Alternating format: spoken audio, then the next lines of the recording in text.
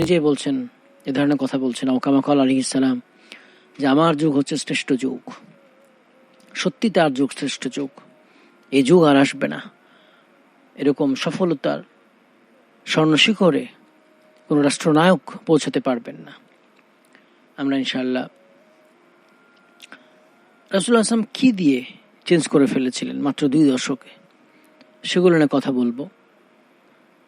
যদি এখনো কোনো শাসক, কোনো সমাজপতি, রাজনৈতিক ব্যক্তিত্ব, আন্তর্জাতিক ব্যক্তিত্ব রাসূল সাল্লাল্লাহু আলাইহি ওয়াসাল্লামের সংস্কারগুলো গ্রহণ করেন, আমরা সংস্কারের কথা শুনি না, এখন খুব বেশি শুনি নতুন গভর্নমেন্টের আমলে। কি সংস্কার করেছিলেন তিনি, কিভাবে তিনি শান্তি এনেছিলেন, আজও স্মরণীয় বরণ হয়ে আছেন।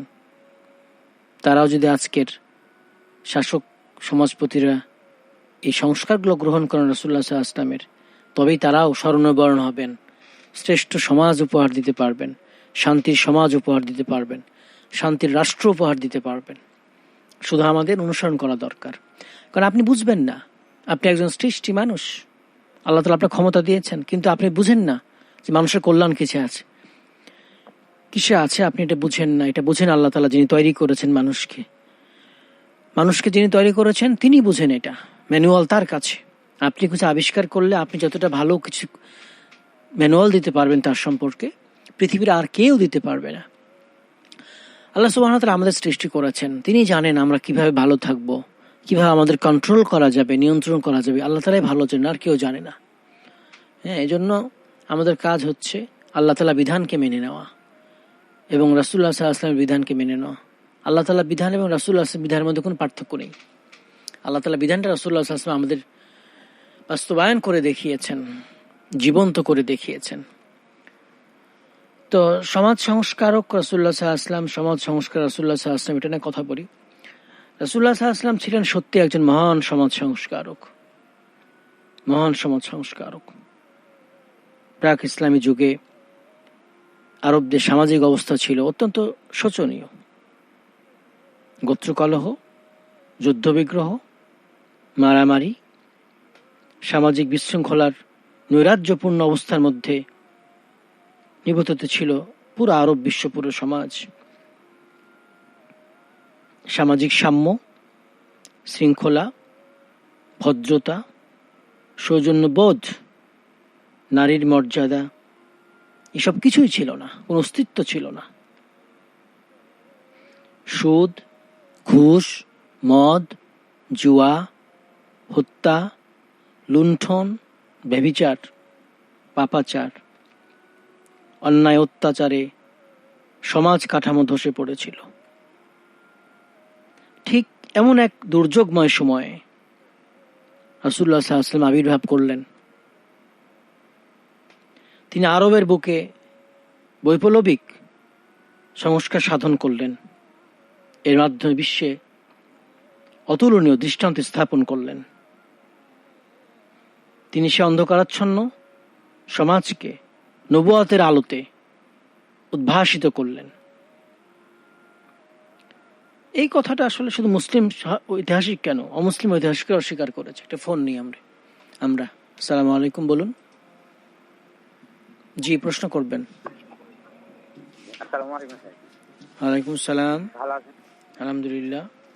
জি, আমার দুটি প্রশ্ন আছে। আমার প্রথম প্রশ্ন হলো যে এই যে আমরা তাসাউদ পড়ার সময় অত্যইবাত চলে আসছে, অত্যইবাত অনেক সময় মানে এটা মানে অভ্যাস হয়ে গেছে, তো এটা মানে হয়তো হয় না কোনোবার, তো এক্ষেত্রে কোনো সমস্যা হবে কিনা। আর একটা প্রশ্ন হলো যে যেগুলা আছে মানে চার শ্বশুর, মামা শ্বশুর, দাদা শ্বশুর, নানা শ্বশুর, এগুলা কি মানে মাহারাম না গায়রে মাহারাম, এগুলো আসলে পর্দা কিভাবে করবে, মানে স্বাভাবিক না কি, একটু বলবেন? জি, আমাদের সাথেই থাকবেন।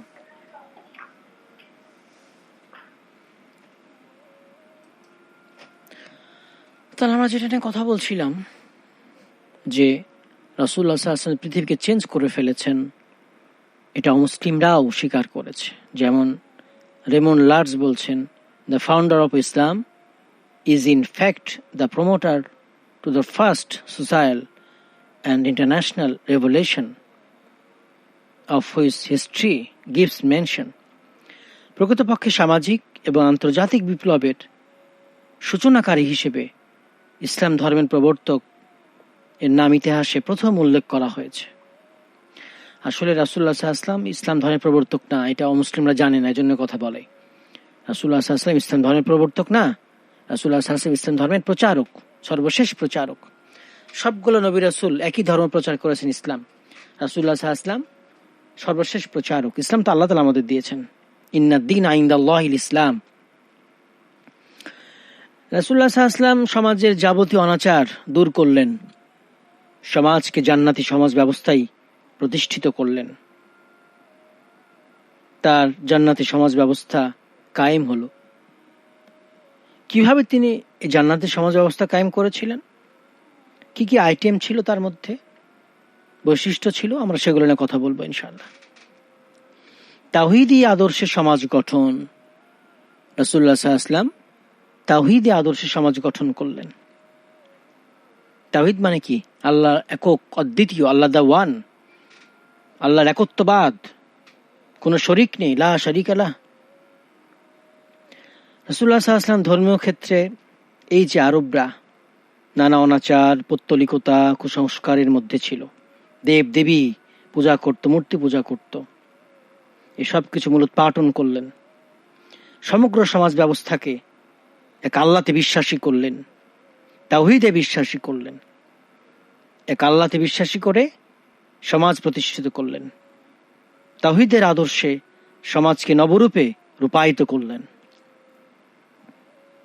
সব ক্ষমতা ও সার্বভৌমত্বের উৎস একমাত্র আল্লাহ তাআলা।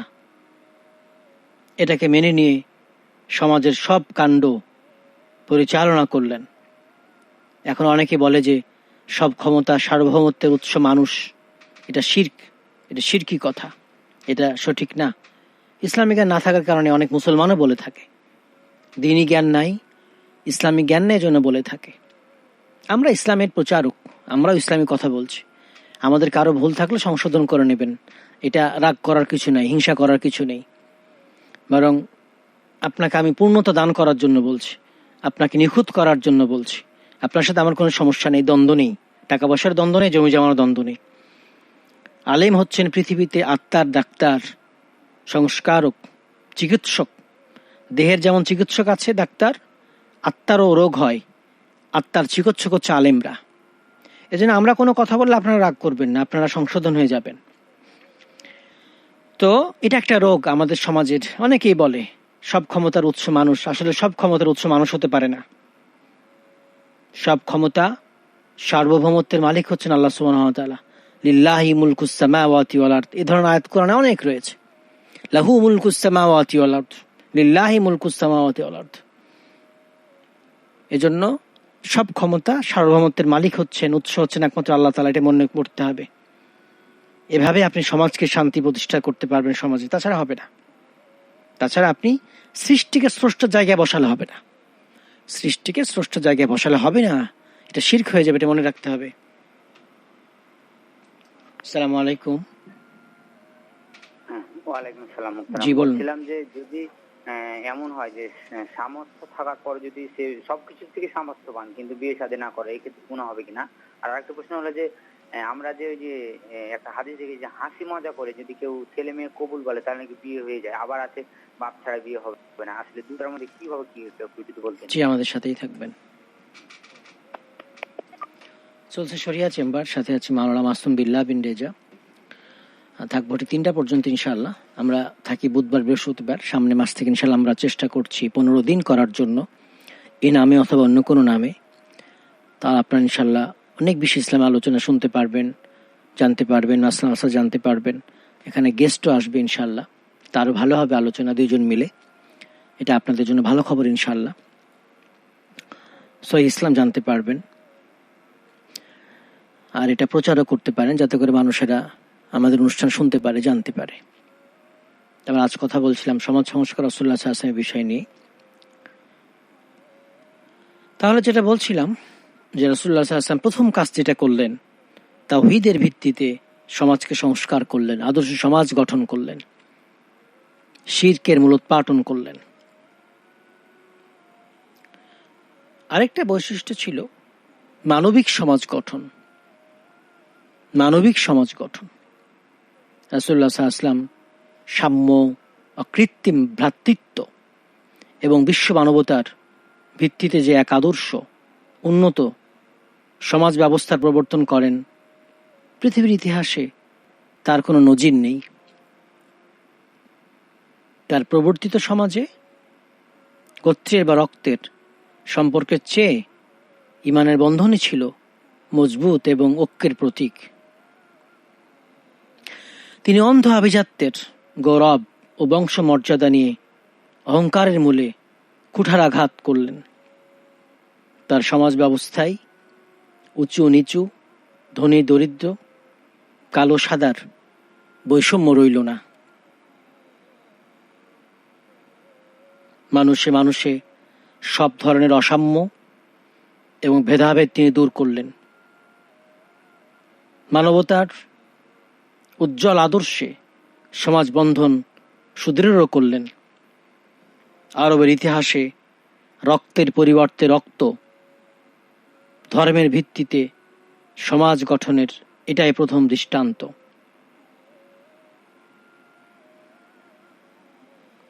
তার মানে হচ্ছে এই যে তারা রক্তের বদলে রক্ত এটা বলতো, এটা কি করলেন?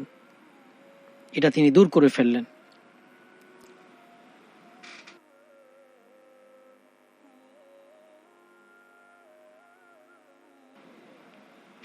তাহলে আমরা আরেকটা বৈশিষ্ট্য পেলাম যে রাসূলুল্লাহ সাল্লাল্লাহু আলাইহি ওয়াসাল্লাম মানবিক সমাজ গঠন করলেন। মানবিক, আজকে আমরা মানবতার কথা বলি, মানবতার কথা বলি। কোথায় মানবতা? যারা মানবতার বলি উড়াচ্ছে তারা ফিলিস্তিনে কি করছে এটা বলার ভাষা রাখে না। আসলে তারা প্রতারক, মানবতার কথা বলে মুসলিমদের জায়গা দখল করে, মুসলিমদের হত্যা করে, বর্বরতা ছড়িয়ে দেয়। এজন্য ইসলাম প্রথমে মানবিক কথা বলেছে, মানবিক সমাজ গঠনের কথা বলেছে, মানবতার অধিকারের কথা বলেছে ইসলাম। রাসূলুল্লাহ সাল্লাল্লাহু আলাইহি ওয়াসাল্লাম কি করলেন? এই মানবিক সমাজকে প্রতিষ্ঠিত করলেন। আসসালামু আলাইকুম। পরিচয় দিয়ে প্রশ্ন করবেন। জি বলুন। জি প্রশ্ন করবেন, বলুন। হ্যালো, আসসালামু ওয়ালাইকুম আসসালাম। হ্যালো, আসসালামু আলাইকুম। ওয়ালাইকুম আসসালাম রহমতুল্লাহ। কেমন আছেন ভাইয়া? আলহামদুলিল্লাহ। জি, বলুন বলুন বলুন।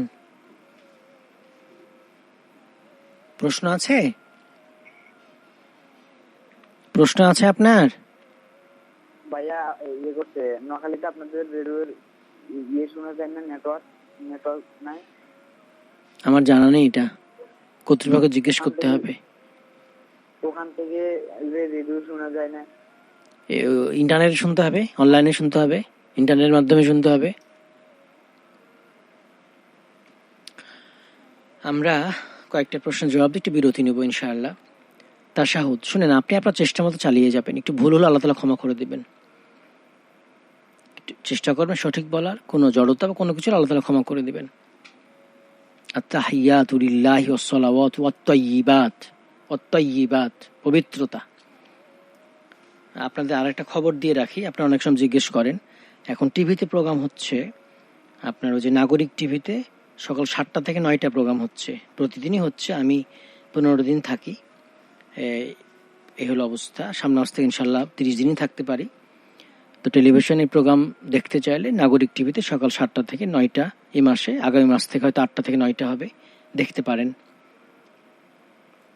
আর একটা প্রশ্ন ছিল, সেটা হচ্ছে সামর্থ্যবান, আচ্ছা এটা উচিত না, এটা ঠিক হবে না, বিয়ে করতে হবে, স্বাভাবিক, এটা বিয়ে করতে রাসূলুল্লাহ সাল্লাল্লাহু আলাইহি ওয়াসাল্লাম বলেছেন। অবমাননা করার সুযোগ নেই, তাহলে ইমানই থাকবে না, ইমান থেকে বের হয়ে যাবে, উম্মত থেকে বের হয়ে যাবে। ফামান রাগিবা আন সুন্নতি ফালাইসা মিন্নি, ফালাইসা মিন্না। যেটা অবজ্ঞা করবে সে আমার অন্তর্ভুক্ত না, উম্মতের অন্তর্ভুক্ত না, রাসূলুল্লাহ সাল্লাল্লাহু আলাইহি ওয়াসাল্লাম বলছেন। এজন্য অবজ্ঞা অস্বীকার করার, তুচ্ছ-তাচ্ছিল্য করার সুযোগ নেই, তাহলে ইমান থাকবে না, ইসলাম থেকে বের হয়ে যাবেন, মুসলিম উম্মাহ থেকে। কিন্তু বিয়ে করতে হবে, কারণ স্বাভাবিক জীবন, এটা আপনার মুসলিম বৃদ্ধি করার জন্য, আপনার চরিত্র রক্ষার জন্য, লজ্জাস্থান রক্ষার জন্য, চোখ রক্ষার জন্য আপনার বিয়ে করতে হবে। এটা স্বাভাবিক। কিন্তু কোনো কারণে যদি আপনি বিয়ে না করেন, গুনাহ থেকে বেঁচে যান, বাঁচতে পারেন, তাহলে ইনশাল্লাহ কোনো সমস্যা নেই, আপনার জান্নাতে যেতে বাধা হবে না। কিন্তু সেটা কঠিন, এখনকার সময় সেটা কঠিন। তাই বিয়ে করা উচিত, এটাই সঠিক বক্তব্য, বিয়ে করা উচিত আর্থিক সামর্থ্য, শারীরিক সামর্থ্য থাকলে। যারা অভিভাবক ছাড়া বিয়েকে শুদ্ধ বলেন যে মত, তাদের মতে হয়ে যাবে, ছেলে মেয়ে দুজন সাক্ষী থাকলে হয়ে যাবে। আর যারা বলেন ওই মেয়েদের অভিভাবক, পুরুষ অভিভাবক ছাড়া বিয়ে হবে না, জাহুল এলেম বলছেন, তাদের মতে এটা হবে না, শুদ্ধ হবে না। কারণ দেখেন তো গার্ডিয়ান নাই, অভিভাবক নাই, লা নিকা ইল্লা বিওয়ালি, অভিভাবক ছাড়া বিয়ে হয় না।